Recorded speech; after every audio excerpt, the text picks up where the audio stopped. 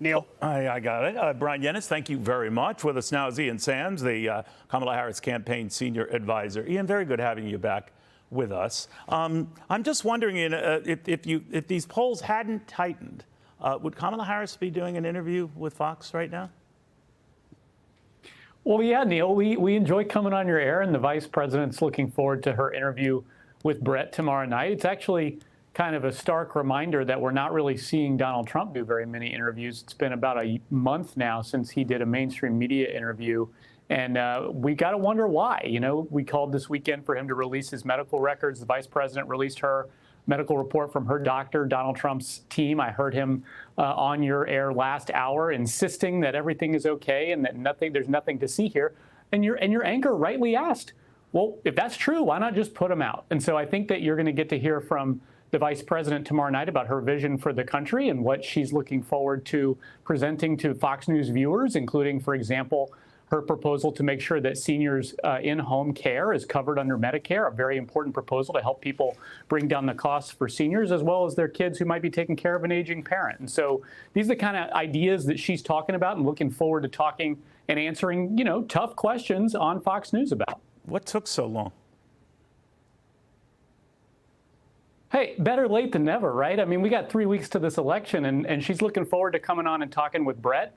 You know, we've been on this network over and over again. We think that your viewers deserve to hear from the vice president and our campaign about the vision that she has to help bring down costs. Just this morning, for example, in the Wall Street Journal, which I know is a sister publication for your company, we came out with a new survey of economists who are saying 2/3 of those economists are saying that inflation would be higher under President Trump if he comes back into office. I hear the woman in Pennsylvania who was just talking about prices being too high. I couldn't agree more. Prices do need to keep coming down for the American people. And when you listen to economists who are talking to the Wall Street Journal, they're saying 68% of them say that inflation would be higher and prices would be higher if Donald Trump enacts his plans in office again. And so I think that we're going to keep talking about this economic choice in the race. I should point out the Wall Street Journal, excellent publication. A lot of those same economists were saying some of his plans would ignite inflation. That did not turn out to be the case. But that's neither here nor there. I do want to talk to you a little bit back and forth on these presumed tensions that the campaign has with the Biden folks, with President Biden in particular. There's been all these reports that it came to fruition with this argument of whether Ron DeSantis was being helpful or hurtful. The president says he has great relations and has been working fine with the governor. Kamala Harris admitted that she never got to speak to Governor DeSantis during this, and there was a lot of tension. Is there tension between Kamala Harris and Joe Biden? Well, I think first and foremost, when you think about tensions between a president and the vice president, you've got to think about January 6th when President Trump let his supporters chant, "Hang Mike Pence." And Mike Pence doesn't even support President Trump's campaign. I understand that, Ian, but to so, answer my question, is there tension now between Kamala Harris and Joe Biden? Well, look, I think that when Vice President Harris is out there on the stump and she's answering voter questions and she's answering questions from reporters like Brett and yourself every day, and she's answering the question to say, I'm running as my own candidate. You know, I'm proud to have been a part of the administration that helped bring down the costs of prescription drugs for seniors and cap insulin for seniors at $35 a year, or a month, excuse me. And so she's proud to have been a part of this administration's record of accomplishment for seniors, for people who are bringing down their costs. But she is running as her own candidate. She is her own candidate, offering her own vision and priorities for the country. Which, like I said, Ian, when she was asked about that, I believe on The View, whether she would change anything that was done under this administration, she wouldn't. There's a lot there that would make you think, well, maybe a couple of things.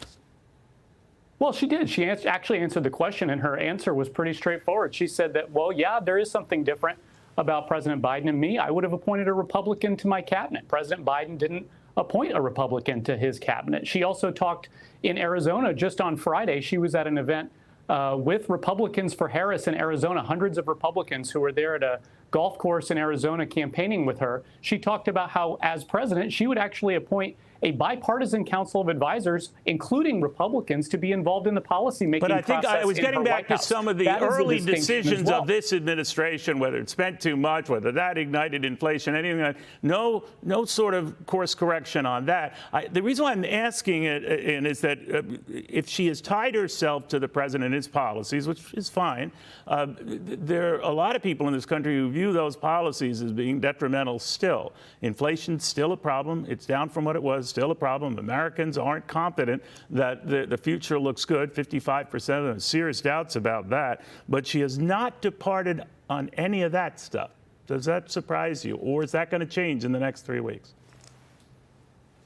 Well, I think, first of all, you started the show talking about the historic run that the stock market is on right now and the growing economy that we are seeing. And I think that she believes that it's really important to keep that progress going. And she is offering distinctions when it comes to the economy. She's talking about taking on corporate price gouging in an emergency like we have seen just these last few weeks with the hurricanes, where companies are jacking up prices on gasoline or hotel rooms or food when people are suffering. You saw this under actually President Trump when COVID happened, and that was when inflation started to occur, was people were jacking up prices. Things in the global supply chain were challenged by the challenges of COVID, and President Trump, unfortunately, didn't have COVID under control and let things get way worse than they should have gotten. And so that is what's helped lead to some of the challenges we see right now. He left office with inflation at little more than 1.3%. I mean, so you could say maybe some of those problems were brewing, but you guys don't acknowledge that this serious stuff happened with you guys, right? No, even before COVID hit, we were in a manufacturing recession under President Trump. And so is there anything that you blame on yourselves? Is there anything Kamala Harris blames on herself that she screwed up, that the president screwed up, that if she acknowledged, the Americans are very forgiving people. They can see what's in front of them. And you're quite right to point to a strong stock market that's going into its third bull year. That's something you can peg to, and that's fine. But nothing that you look back on and say, we goofed. We goofed. Well, I think no leader is perfect. And at least with President Biden and Vice President Harris, they acknowledge sometimes when things could be better. Unfortunately, we don't see that with President Trump, including, she for hasn't example, done that. She hasn't done that. He hasn't. But Joe Biden hasn't done that.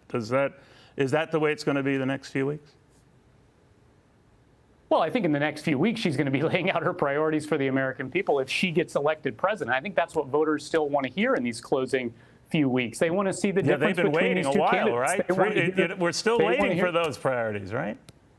Well, no, I think that voters got, for example, 70 million or so voters got to see on a debate stage the choice and the priorities between the two of them. Unfortunately, they don't get to see that again because President Trump refuses to debate. I wish that he would agree, and 70 million more Americans in the next 3 weeks would get a chance to see their contrasting visions for the country. But she's going to be out here on Fox News campaigning in Erie, Pennsylvania tonight, sharing her vision for the country and what her priorities would be. We hope that President Trump decides to kind of come on the air and answer some questions himself instead of backing out like he did with 60 Minutes. All right, we'll see what happens. Ian, great seeing you again. Thank you so much.